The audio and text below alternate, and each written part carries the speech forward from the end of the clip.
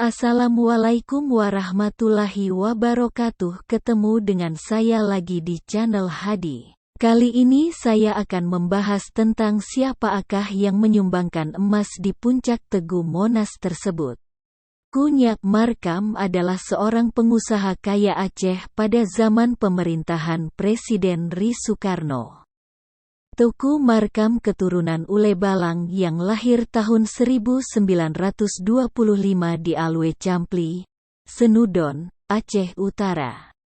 Dan ayahnya bernama Teuku Marhaban. Sejak kecil Teuku Markam sudah menjadi yatim piatu. Adapun emas tersebut diambil dari tambang yang disebut lubang kacamata karena pintu masuk tambang berupa dua lubang di tebing yang berdekatan. Aktivitas pertambangan di daerah itu dimulai sejak 1890 oleh perusahaan Minbo Mat Secapij Rejang Lebong dan Minbo Mat Secapij Simau. Kedua perusahaan itu merupakan penyumbang besar ekspor emas. Dari bisnis inilah Teuku Markam bisa menyumbang 28 kg emas untuk ditempatkan di puncak Monumen Nasional, Monas. Peran Teuku Markam menyukseskan konferensi Asia Afrika juga terbilang tidak kecil. Selain berbisnis ia juga bergabung. Teuku Markam bergabung dengan Tentara Rakyat Indonesia, TRI, dan ikut pertempuran di Tembung, Sumatera Utara bersama-sama dengan Jenderal Bejo, Kaharudin Nasution, Bustanil Arifin.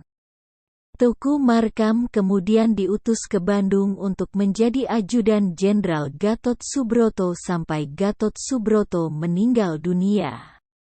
Ia mengutus Teuku Markam untuk bertemu dengan Presiden Sukarno. Namun karena kedekatannya dengan Sukarno pula yang membuat nasibnya berubah drastis pada era Presiden Soeharto. Markam dicinduk dan dijebloskan ke dalam penjara dengan tuduhan diduga terlibat dengan. Ia sempat bentrok dengan Teuku Hamzah, Panglima Kodam I Iskandar Muda. Akibatnya Teuku Markam ditahan dan baru keluar tahun 1958.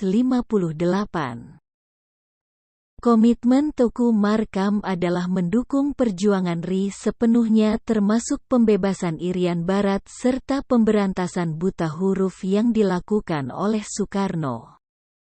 Teuku Markam baru bebas tahun 1974.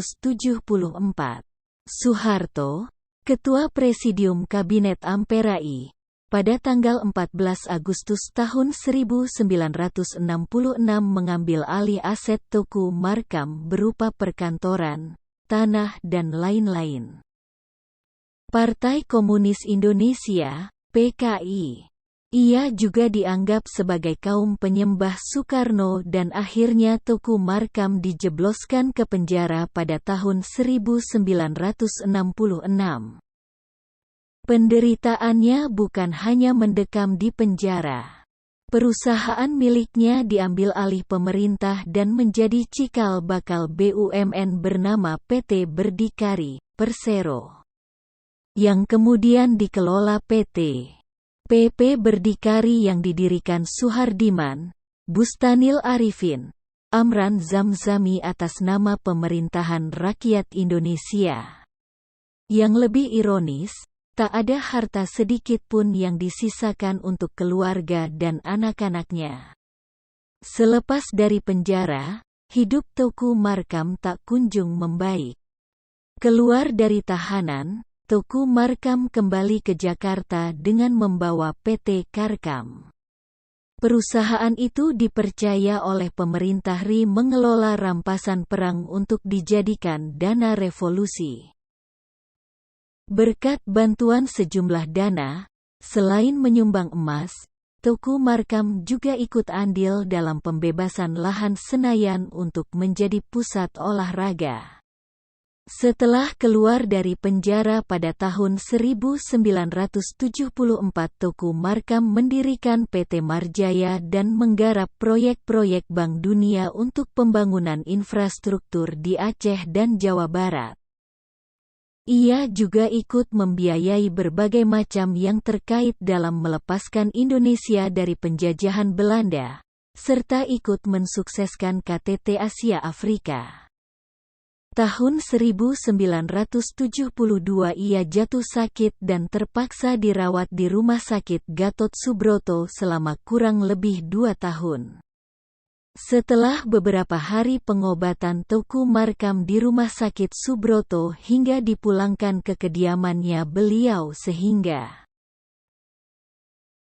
Teuku Markam meninggal tahun 1985 akibat komplikasi penyakit di Jakarta. Inilah fakta-fakta Teuku Markam. Menyumbang 28 kg emas untuk Monas. 2. Saudagar terkaya Indonesia yang berasal dari Aceh pada era Soekarno. 3. Dituduh sebagai antek PKI pada era Orde Baru. 4. Dipenjara dan semua hartanya disita. Nama baik Teuku Markam sampai saat ini belum dibersihkan oleh negara.